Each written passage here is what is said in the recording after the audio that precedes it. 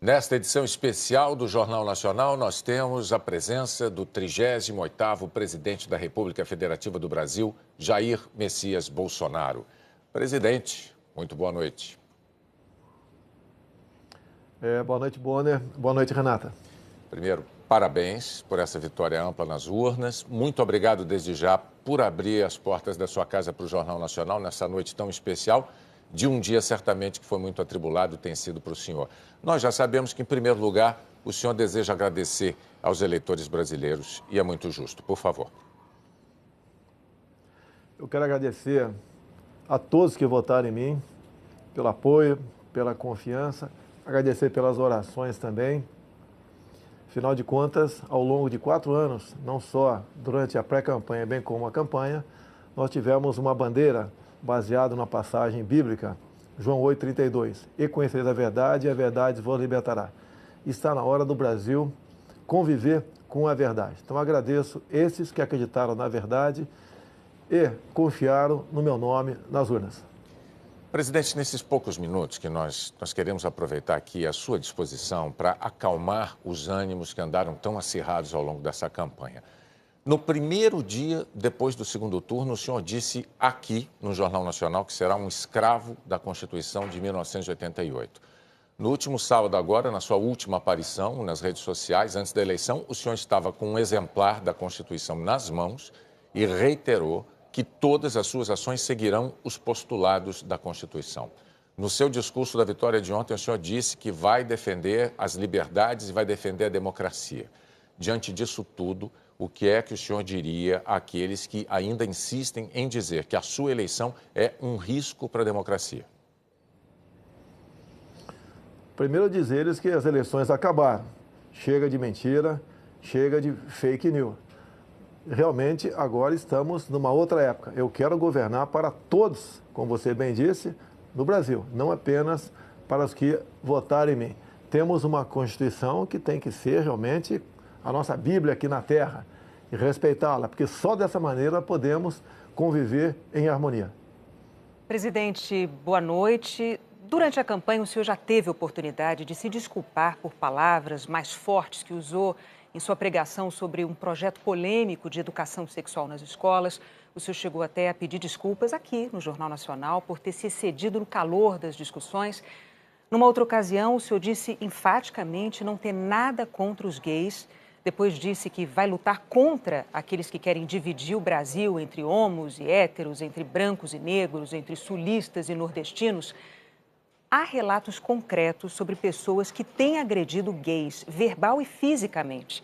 Na campanha, o senhor repudiou o voto dos que usam a violência. Como presidente eleito, o que o senhor diria para aqueles que ousem ser preconceituosos e agressivos contra outro ser humano apenas por serem gays? A agressão contra um semelhante tem que ser punida na forma da lei. E se for por um motivo como esse, tem que ter a sua pena agravada. Agora, deixo bem claro, ganhei o rótulo por muito tempo de homofóbico. Na verdade, eu fui contra a um kit feito pelo então ministro da Educação, Haddad, em 2009 para 2010, onde chegaria nas escolas um conjunto de livros, cartazes e filmes, onde passariam crianças se acariciando e meninos se beijando. Não poderia concordar com isso. E a forma como eu ataquei essa questão é que foi um tanto quanto agressiva, porque eu achava até que aquele momento merecia isso. Bem, tivemos em parte sucesso, porque no ano seguinte a própria presidente Dilma Rousseff, depois de ouvir as bancadas evangélica e católica, resolveu recolher esse material, mas o rótulo ficou em cima de mim. E deixo bem claro que isso tudo aconteceu por ocasião, acredite, do 9º Seminário LGBT Infantil na Comissão de Direitos Humanos da Câmara, onde presente estava o então secretário de alfabetização do MEC, André Lázaro. E os senhores podem pegar as imagens no YouTube, onde ele dizia claramente que passou 3 meses discutindo até onde a língua de uma menina entraria na boca de outra menina para fazer o filme Beijo Lésbico para combater a homofobia. Então, eu acredito que essa agressão contra a família e contra a inocência das crianças em sala de aula é que resultou, na minha forma, um tanto quanto violenta, concordo, para tentar demover o Ministério dessas cartilhas, desses filmes e desses cartazes. Presidente, o senhor sempre se declara enfaticamente, aliás, um defensor da liberdade de imprensa. Mas em alguns momentos da campanha o senhor chegou a desejar que um jornal deixasse de existir. É indiscutível que a imprensa não é imune a erros e nem a críticas. E isso vale para qualquer órgão da imprensa profissional. Mas também é fato que a imprensa livre é um pilar da democracia. Como presidente eleito, o senhor vai continuar defendendo a liberdade da imprensa e a liberdade do cidadão de escolher o que ele quiser ler, o que ele quiser ver e ouvir? Totalmente favorável à liberdade de imprensa. Temos a questão da propaganda oficial do governo, que é uma outra coisa. Mas aproveito o momento para que nós realmente venhamos fazer justiça aqui no Brasil. Tem uma senhora de nome Valderice, minha funcionária, que trabalhava na Vila História de Mambucaba e tinha uma lojinha de açaí. O jornal Folha de São Paulo foi lá, nesse dia 10 de janeiro, e fez uma matéria e a rotulou de forma injusta como fantasma. É uma senhora, mulher, negra e pobre. Só que nesse dia 10 de janeiro, segundo o boletim administrativo da Câmara, de 19 de dezembro, ela estava de férias. Então, ações como essa, por parte de uma imprensa, que mesmo te mostrando a injustiça que cometeu com uma senhora ao não voltar atrás, logicamente que eu não posso considerar essa imprensa digna. Não quero que ela acabe, mas, no que depender de mim, na propaganda oficial do governo, imprensa que se comportar dessa maneira, mentindo descaradamente, não terá apoio do governo federal. Então o senhor não quer que este jornal acabe. O senhor está deixando isso claro agora. Por si só, esse jornal se acabou, não tem prestígio mais nenhum. Quase todas as fake news que se voltaram contra mim partiram da Folha de São Paulo. Inclusive, a última matéria, onde eu teria contratado empresas fora do Brasil via empresários aqui para espalhar mentiras sobre o PT. Uma grande mentira, mais um fake news do jornal Folha de São Paulo, lamentavelmente. Presidente, me permita, como editor-chefe do Jornal Nacional, eu tenho um testemunho a fazer. Às vezes, eu mesmo achei que críticas que o jornal Folha de São Paulo tenha feito ao Jornal Nacional me pareceram injustas.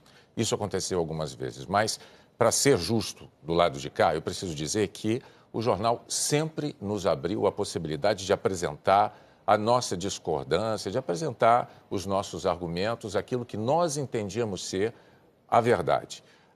A Folha é um jornal sério, é um jornal que cumpre um papel importantíssimo na democracia brasileira, é um papel que a imprensa profissional brasileira desempenha e a Folha faz parte desse grupo da imprensa profissional brasileira. Mas a gente pode seguir adiante com a próxima pergunta da Renata. Sim, presidente, no discurso em que o senhor fez essa mesma afirmação sobre a imprensa, o senhor disse que os marginais vermelhos serão banidos da nossa pátria.